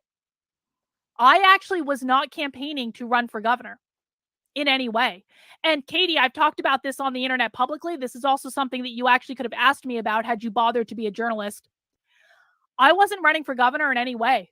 We had made the decision that we were going to put all resources into Jeremy, that we had no other, that we didn't want to run any other candidates, and that was just the way it was going to be. And I didn't really care. I didn't care about running for governor. It wasn't something that I was particularly excited about at that time. And so I was like, fine, I don't really care. I'm willing to do it if you need a name, but if we don't want to do it, that's fine too. I want to put all resources and energy into Jeremy's campaign. Well, we get to the state convention and we're doing nominations for candidates. And a guy named Ian Freeman, who's one of the Crypto Six, he gets up and he nominates me for governor. Now, I had never even met Ian in person. I had like tweeted back and forth with him. He's active on Twitter. And he's a good guy, like really, really, really nice guy. Like I really like Ian, has such good energy. I really like him a lot, and his girlfriend Bonnie, I like them a lot. And but he got up and without talking to me, he didn't ask me before he did this. He nominated me for governor. And actually when he did it, I literally screamed, "Oh fuck," or like, "Oh shit," or something like that. And I put my head to my hands and I was like, "Oh God, what do I do now?" And then they asked me, they're like, "Carlin, do you accept the nomination for governor?" And I sat there and I was thinking about it. And my thought process was basically, well, it's just a name on the ballot. I think it would be really ungracious to say no. And I liked the idea of giving people a libertarian choice. And then, so I was sitting there thinking about it, and I didn't answer straight away because, again, I had no idea this was going to happen. No one knew this was going to happen. It was a complete surprise. And then I hear one of my friends, Ash, and Ashley does such a great job. She is like such a fucking warrior. She has been so integral in getting all the petitions signed to get us on, or in managing the process, not in getting them signed because she didn't get them signed, but she's been managing, like inventorying the petitions and everything. She's been working so hard. But Ash, as I had my head down and I was kind of thinking, do I accept this nomination? What do I do? What do I do? What do I do? She said, do it. And so I said, yeah, I accept the nomination. But it wasn't something I was actively campaigning for. It wasn't something that I negotiated. It wasn't something that I actively sought out. It was literally like someone nominated me and I felt it would be really ungracious to say no. And then once I accepted, the convention had to vote on me and I had to get 50% of the vote or more to actually be the endorsed candidate. And they did. But I didn't campaign. And again, Katie, this happened 9 months after I joined the Libertarian Party. This was not just Carlin left the Republicans and then the Republicans canceled her over the Hitler tweet. And then the very next month, she's the nominee for governor for the Libertarian Party. That is not what happened. And you didn't even bother to ask for what happened when you emailed me. Carlin, why did you decide to run for governor? Well, I was nominated and I was asked to, and I agreed. And then the reason we went forward with it is because it wasn't going to cause any additional workload on the Libertarian Party of New Hampshire, because we ended up petitioning with a multi-candidate form, and we petitioned as a slate, which actually ended up benefiting us because we were able to access party resources that we wouldn't have been able to otherwise access if we weren't running as a slate. So it actually turned out to be a really good, beneficial thing. But as you guys see on my website, carlinlovesnewhampshire.com, on my website, I'm not fundraising. I specifically say on my website, go and donate to Jeremy's campaign. We are not putting any resources into my campaign. I have name recognition in New Hampshire. I have helped a lot of people in New Hampshire with the CRT and the school stuff. I've traveled around with a lot of groups. I have a platform already. There is no reason for me to put to go, like, there's no reason for me to take up resources running this campaign when I'm polling at 8% and I'm barely even trying. I'm polling at 8%. We know that because the Democrat polled on my name. But we're putting all the resources into Jeremy's campaign. So, Katie, don't make this seem like it's something that I actively sought, because I didn't seek it. That's not what happened. But you have a very loose relationship with the truth is what we're finding. All right. So that is that story of how I got nominated for governor. In fact, I was so serious about running for governor that in my acceptance speech for the nomination at convention, I told people that my platform would be to vote for Jeremy for Senate. That's because that was the focus of where the resources were going to go. And it was always supposed to be that way from the beginning. And then I can show you this speech, this part of the speech anyway, that was posted on Twitter. But this was basically the speech. There's not much more than that. So you can see this is my acceptance speech for the nomination. My entire platform is going to be vote for Jeremy for Senate. Hear it again. I won. My entire platform is going to be vote for Jeremy for Senate. My entire platform is going to be vote for Jeremy for Senate. That was posted publicly on Twitter. If I was really so like seriously running for governor of New Hampshire at this time when I accepted the nomination that I didn't know I was getting, I probably would have had a more thorough acceptance speech. I'm just saying. Katie also seems to think that my tweets are the make or break element in my campaign for governor rather than all of the work I did with parents around the state regarding the anti-CRT legislation that started in February 2021. What Katie doesn't acknowledge is that I'm currently polling at 8% in New Hampshire.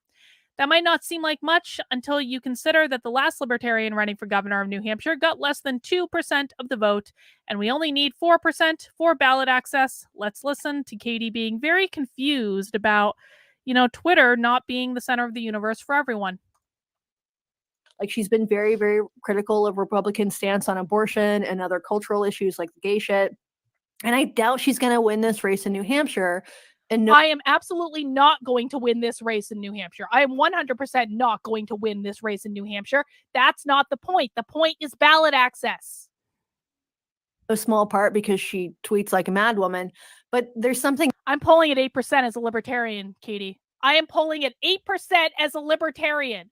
The last Libertarian who ran for governor, the guy who we blocked by putting me in that spot, the last Libertarian who ran for governor in New Hampshire got less than 2% of the vote. I am polling currently, according to the Democrat, at 8%. So apparently, as it turns out, people in New Hampshire care more about the fact that I spent a lot of time driving around the state, meeting with them, teaching them about critical race theory and what's going on in the schools. They care more about that than they do about my tweets. You mean not everyone is obsessed with Twitter? Not everyone thinks that life happens on Twitter? When people meet you in real life, they're actually much more inclined to be endeared to you rather than just looking at your Twitter, which only 2% of the population actually uses on an active basis. Katie Herzog, Twitter journalist. Twitter journalist, not real life journalist. Twitter journalist. This polling information would have been available to Katie had she actually decided to do journalism. It was reported in the New Hampshire Union Leader on July 11th, 2022. And then you can see this article from the New Hampshire Union Leader saying Karlin Borisenko, the Libertarian nominee, is polling at 8%. I asked Katie if tweets are all that matter, how she explains this polling. 4, you claimed on your podcast that my tweets were the thing that would obviously prevent me from winning the governor's race. When you made that claim, did you know the internal Democrat polling showed me polling at 8% in the race, which is 4 times higher than the last Libertarian who ran for governor, who got less than 2% of the vote? If you knew, then why did you insinuate I was doing badly in the race when it seems that I'm doing much better than the last Libertarian who ran for governor? And how do you explain that I'm polling at 8% if tweets are all that matters to voters? Of course, since Katie Herzog is a coward, she did not respond for comment. While Katie was reading the platform on my website, she made this, that should be quip. That's a bad autocorrect. She made this quip about me opposing anti-white programs. This isn't a big point of this. This just fucking pissed me off. This really pissed me off. And I'm going to tell you why in a second. Let's take a look at our platform. Okay, so if you go to carlinlovesnh.com, she's running on a platform of putting cameras in classrooms. Honestly, it sounds a little pervy, but I don't think it's a groomer thing. I think it's more about indoctrination, preventing indoctrination. No, it's about defunding the schools, Katie, which I literally say on my website. It is about defunding the schools. That is what it's about. Wait, how do you spell her first name? I want to go to this website. Karlyn, Journalist. lovesnh.com. Just a quick note. Do you love how they don't even bother to, like, Katie, again, Katie, you could have asked me any question under the sun. And I probably would have answered you. You could have literally emailed me every single one of these. Every time you say, I don't know why Carlin's doing this. I don't know why Carlin's doing this. I don't know why Carlin's doing this. I don't know why Carlin's doing this. And then you insert some hypothesis that has no basis in reality at all. You literally, Katie, could have asked me these questions and I would have told you. I don't have anything to hide, dude. Why are you afraid of asking questions? You are a journalist. You have one job. Why are you afraid of asking questions and prefer to just make shit up that has no basis in reality at all rather than seeking the truth? Do I misunderstand what the profession of journalism is?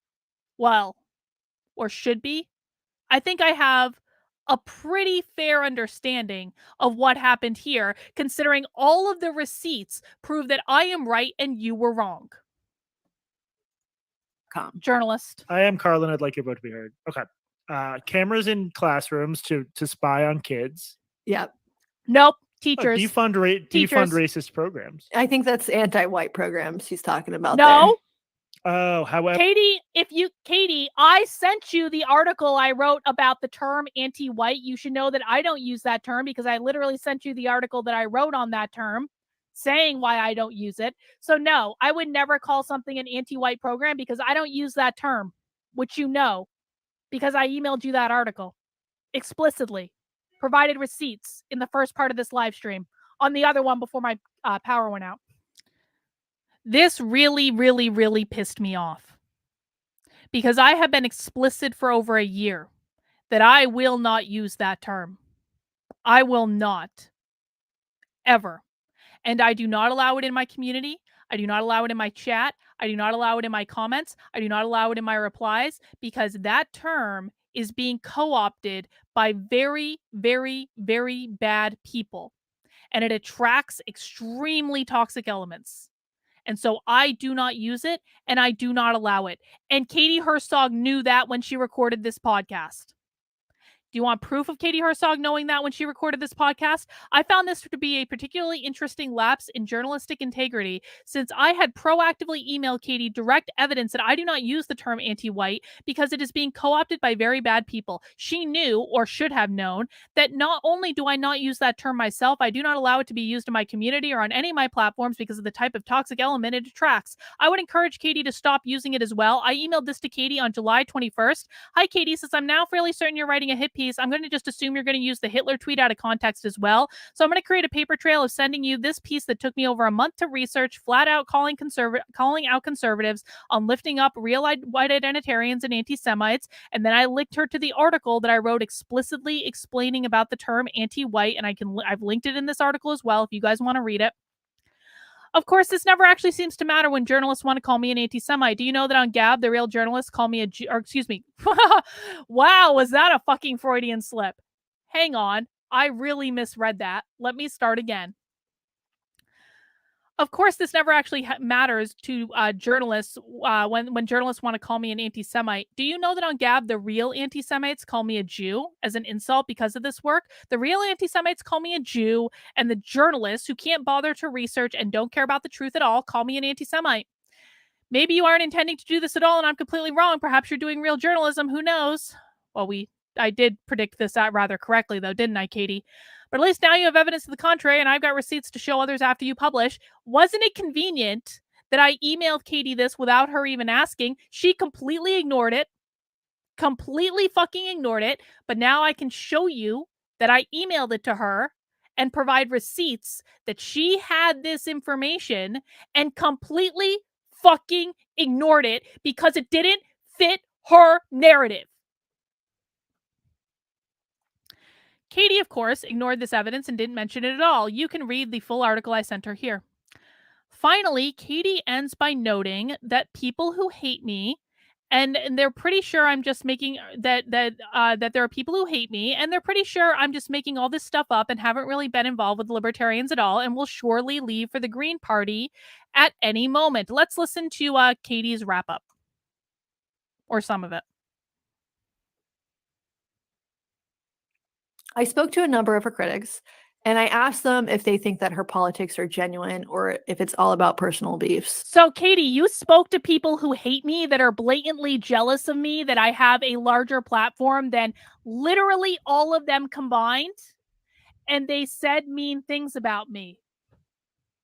I know it's shocking that people who hate me have... Katie, did you bother to reach out to anyone in the New Hampshire Libertarian Party to say, why did you nominate this crazy woman for governor?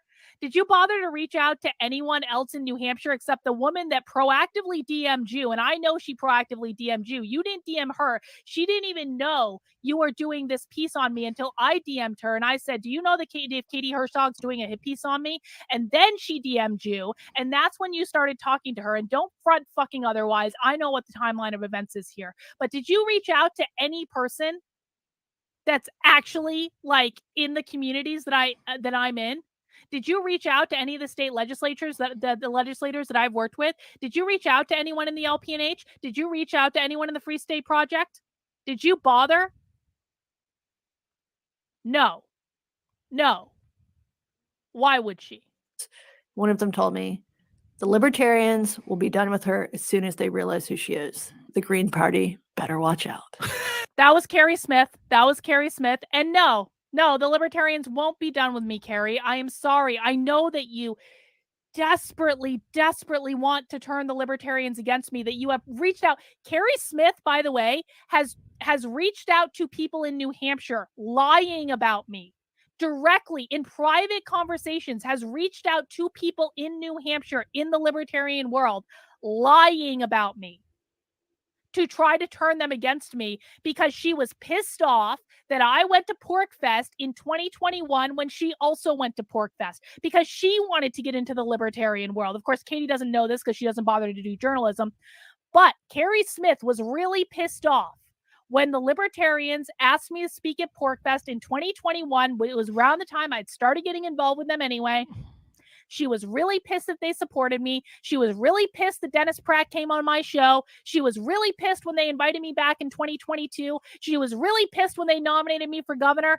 Carrie Smith wanted to be involved in the Libertarian Party. And then when she found out that they supported me and that I was involved, she threw a massive hissy fit, was privately messaging people all over the place, still privately message people to this day to try to get them to turn against me. And they never did. You know why they never did, Katie? Do you know why your BFF, Carrie Smith, was never able to turn the Libertarians against me? Because they know me in person. And they know Carrie Smith is psychotic. And they know that what she's saying are lies. Because Libertarians tend to be very autistic. And so every single time that Carrie Smith sent them something that was clipped out of context or an overt fabrication, they actually researched it on their own. And then they would message Carrie back saying, Carrie, this isn't true, or this isn't what she meant, or this isn't what she said. Excuse me, I'm losing my voice. Thank God we're almost done. 3 a.m. Fucking 3 a.m. Whatever. Every single time that Carrie Smith tried to do this to me, the Libertarians actually investigated it. And they always came out on my side because they know me in person. And Carrie Smith is a psycho on the internet who believes in her head that I'm her abusive mother, wrote an entire fucking essay about it, who has complete derangement syndrome about me, the same way you, Katie, have derangement syndrome about Donald Trump. Carrie Smith has that to me. And they all know it because they know me in person. Yes, this is the very definition of weaponized autism. But I mean, I'm not even weaponizing anything. The libertarians are just autistic. They look into things when they're told something, and they have judged every single claim that Carrie Smith has made about me to be lacking. And I've been involved with the Libertarian Party for over a year, Katie. For over a year. So I don't think I'm getting kicked out. I am sorry. I'm sorry to disappoint you. I am sorry to disappoint Carrie Smith. I am really sorry to disappoint Kieran White, because Kieran thinks he's a libertarian, and he is going to be deeply and profoundly confused if he ever actually meets American libertarians and finds out they talk about sex way more than I do. Significantly more than I do. They make jokes about sex way more than I do. They may even do drugs. Woo! Imagine that. Libertarians doing drugs. Woo! All right, it's 3 a.m. I'm getting a little silly. All right, I'm getting a little silly. Let's finish this up. Jenny's getting inky with it. Says, watching this, I realized Carrie could be Liz Cheney's sister. I mean, I don't want to start rumors on the internet because I'm not that type of person. But I don't necessarily disagree with you, Jenny. Thank you for the super chat.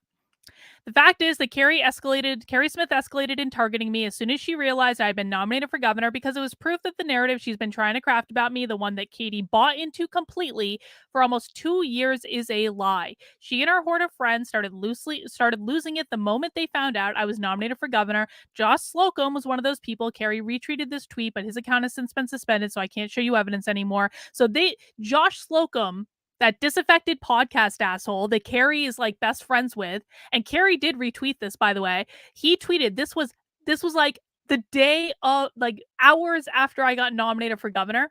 This came out of Josh Slocum's Twitter account that has since been banned on Twitter. Deliberate subtweet.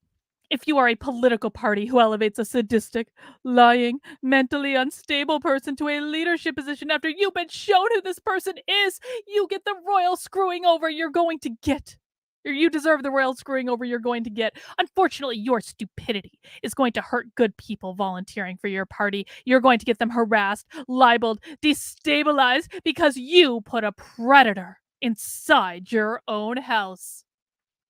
Josh Slocum, by the way, not involved in the Libertarian Party at all. Carrie Smith, not involved with the Libertarian Party at all. Mike Harlow, not involved with the Libertarian Party at all. Kieran White, not even fucking in this fucking country, thinks he's a libertarian, but really, really, really is not a libertarian once you actually understand what libertarians care about and what they believe. He can have all the libertarian mugs he damn well wants. Just because you have a mug that says libertarian does not mean that you're an actual libertarian. I'm sorry. So they started essentially losing their shit as soon as this happened because they couldn't stand it. Carrie is so unhinged about me that she throws a hissy fit if her Twitter handle is tagged in the same tweet as mine because she's pissed off that a meme was making fun of her insanity 6 months prior. So this is Dennis Pratt tweeting a whole bunch of people's Twitter handles, and Carrie actually responds, "Please don't tag me in anything with Karlin Borisenko. This woman created a fake attack image of herself, put my name and Cassandra Fairbanks's on them, and used to defame us in unsafe space." Carrie tweeted this in January. Kieran made that meme in July.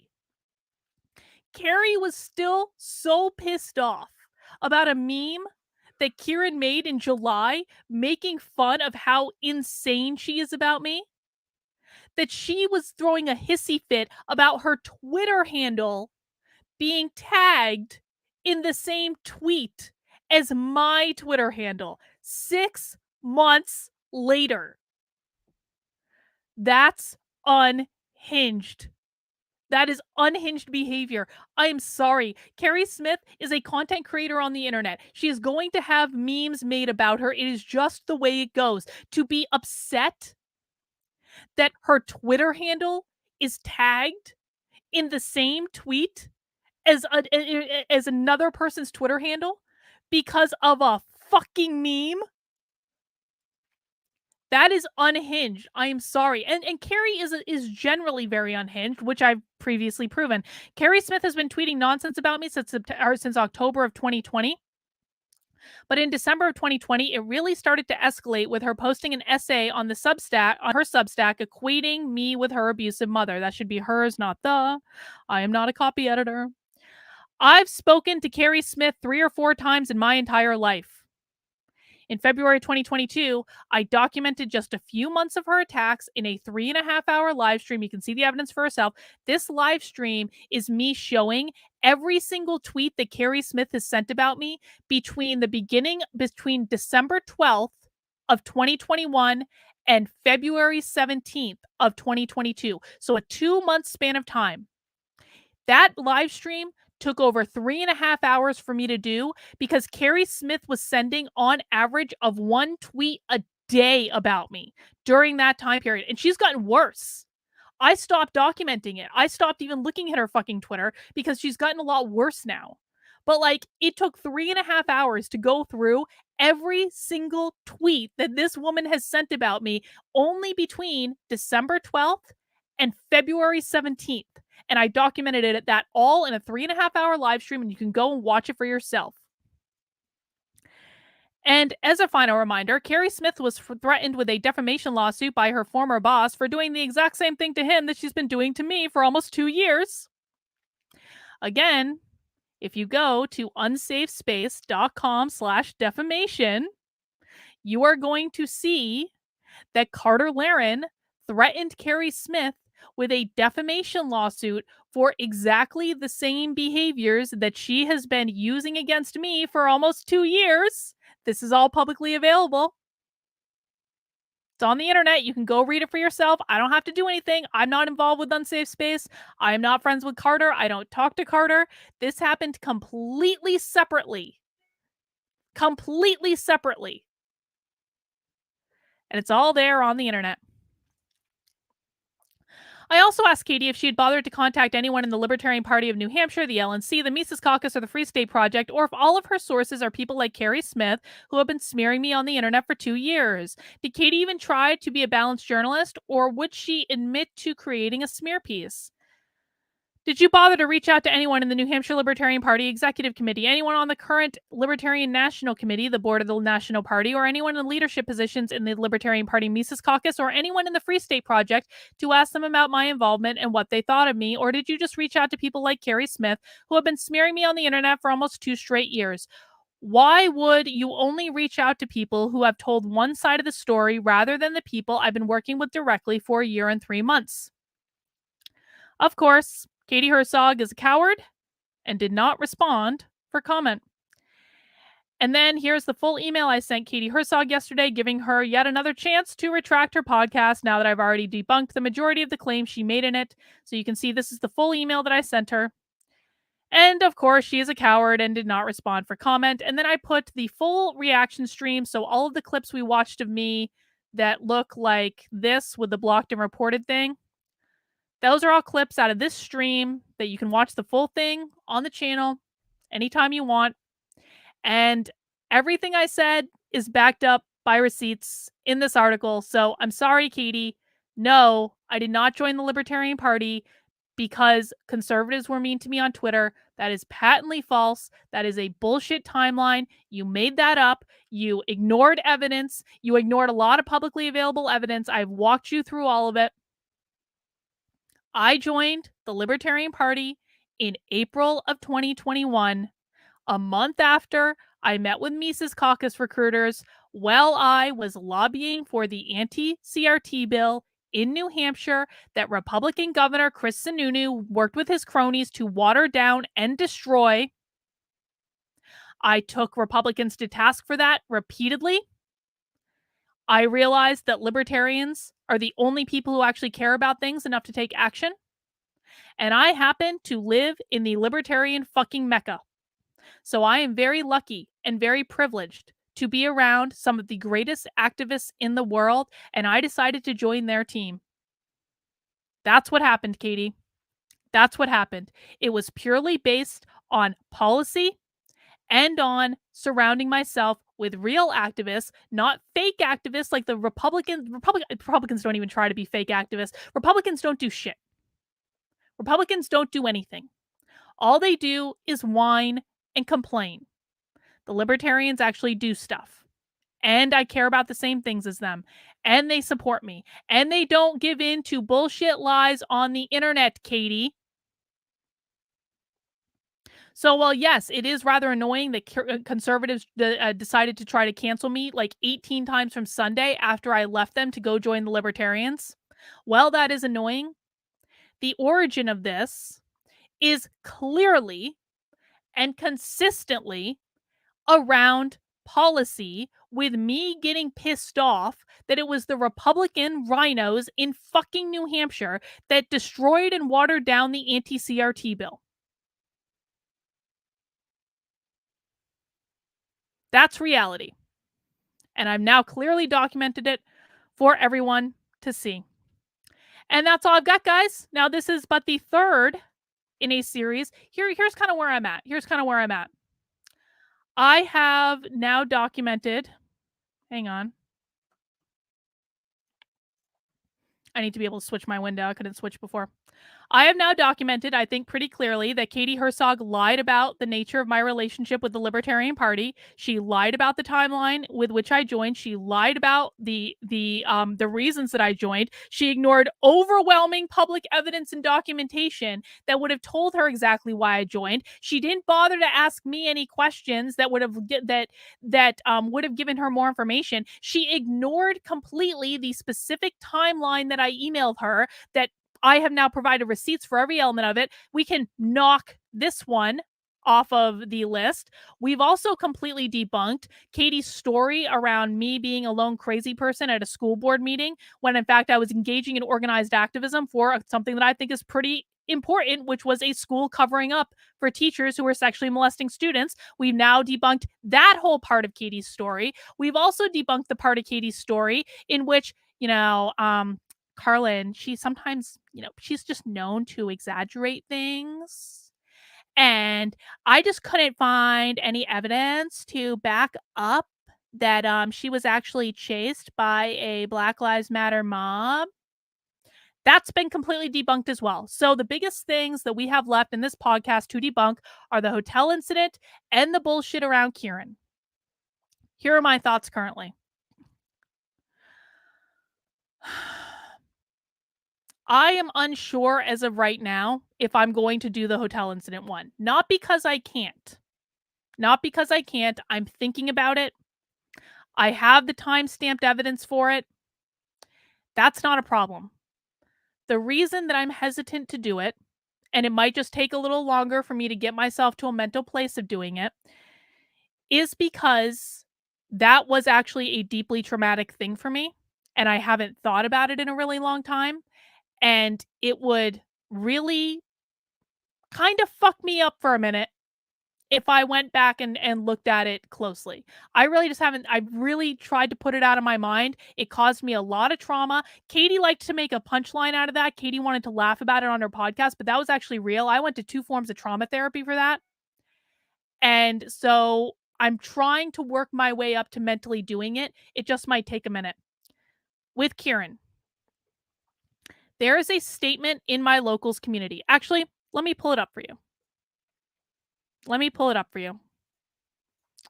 This is freely available in my locals. This is not something you have to pay for. This is freely available if you go into locals and you go into the content section. Hang on. I'm going to show you how to get there in a second. So, if you go into my locals, kb.locals.com, and again, this is available for free. You don't actually have to pay for this. And you go into the content section. There is a post called The Truth About Kieran White and How Carrie Smith and Mike Harlow Stuck Their Nose into Something That Wasn't Their Business in order to support a revenge porn-style smear campaign. And in that is a video of me explaining explicitly what happened. And I think that this is where I'm going to let that particular one lie. And the reason for this is Kieran is fucking mentally unhinged. I'm sorry. This is not a situation I'm happy about. It really breaks my heart to see what has become of him. And that is the truth. He used to be focused. He used to be productive. Now he is an unhinged lunatic on Twitter all day, every day. I have thoughted is a word. Thoughted is not a word. I have thought that he has needed an intervention for months.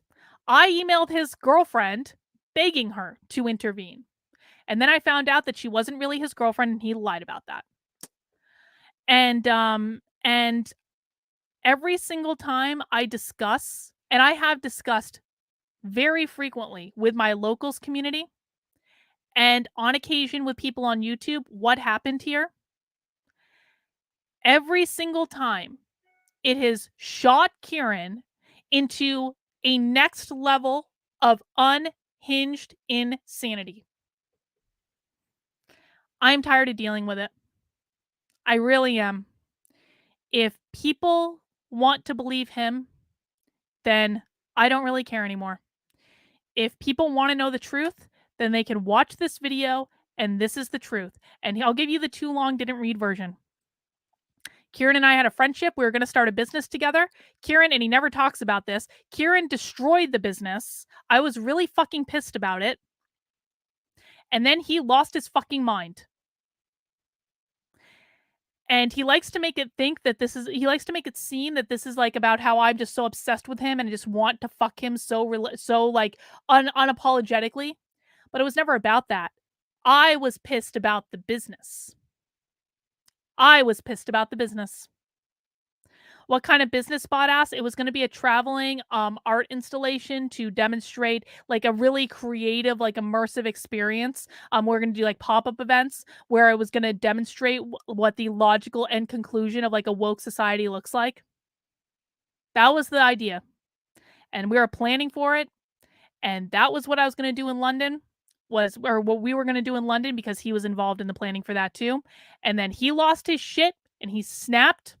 And he fucking destroyed everything and has been behaving like an unhinged lunatic ever since. And he's been egged on by Carrie Smith and Mike Harlow and that entire fucking Twitter horde. And I think it's really sad. And I think that it has completely derailed him as a human being. And I don't want to do a whole expose on this. I don't think it's anyone's business. It is certainly not Katie Herzog's business. And Katie Herzog was downright incorrect on some of the things, like when Katie Herzog said in her fucking bullshit podcast, Carlin wanted to leave her husband for him. That never fucking happened. That is the thing that has pissed me off more than any other component, any other lie that Katie Herzog has told in this podcast was that one. That's what pissed me off the most because that never happened, Katie. She's taken advantage of someone that is obviously mentally unhinged, just like Carrie Smith has taken advantage of him, just like Mike Harlow has taken advantage of him, just like that entire horde has taken advantage of him to use him to create drama on the internet. And I'm not feeding into it anymore. I'm fucking done. I am retired from this bullshit. They have gone into such a land of crazy town that I have literally filed harassment reports on them. So people can believe whatever they want. If you want to know my side of the story, it is available in my locals. And that's going to be the last thing I say on it. And I have covered every other topic that Katie Herzog has discussed in that podcast related to this in other places. And I'm fucking done. I am done. But I may come back and do the hotel thing. I'm really trying to work my way up to doing it in my head. And I'm quite frankly really pissed that Katie Herzog has put me in this position. Again, because even in her podcast, Katie presented zero evidence. There is zero evidence, zero concrete evidence that I did what that hotel said I did. And there is no evidence because it didn't happen. It did not happen. And it's been almost 2 years since it happened. And in that 2 years, not a single person, not a single hotel employee, not a single security camera, Not a single guest. Not a single cell phone camera. Not a single key card record. There has been zero evidence presented against me. And the reason that there is no photographic evidence, no video evidence, not even me running up and down the hall in a blur because someone just took their camera out and was like, oh my God, not even that. If I really ran up and down a hall and banged on the rooms of 10 different fucking people, you would think one of them would have at least caught a blurry image of me running up the hall. None of that exists. Because it never happened. Because it never happened. And Katie Herzog has no evidence that it happened. Now, I do have timestamp records that show I was either on my phone or on DM based on the statement that the hotel released, and maybe I will go back and show those. I actually already showed them, by the way. Most of them, not all of them. I've already showed most of it, actually on a video that I did at the time. So it's not even hard to find. Again, Katie could have found this evidence too. Wasn't even that hard. But she didn't bother because she's not a real fucking journalist. So, guys, that is all I have for this stream. Now, I'm going to go take a little bit of a break. But I want to invite you all to join me for Happy Hour. Happy Hour is going to be on my second channel, youtube.com/activelyounwoke at 5 p.m. And I'm going to be reacting to the critical race theory debate that Styx Hexenhammer had recently. So we're going on to a far more productive topic than this bullshit that I'm forced to respond to right now.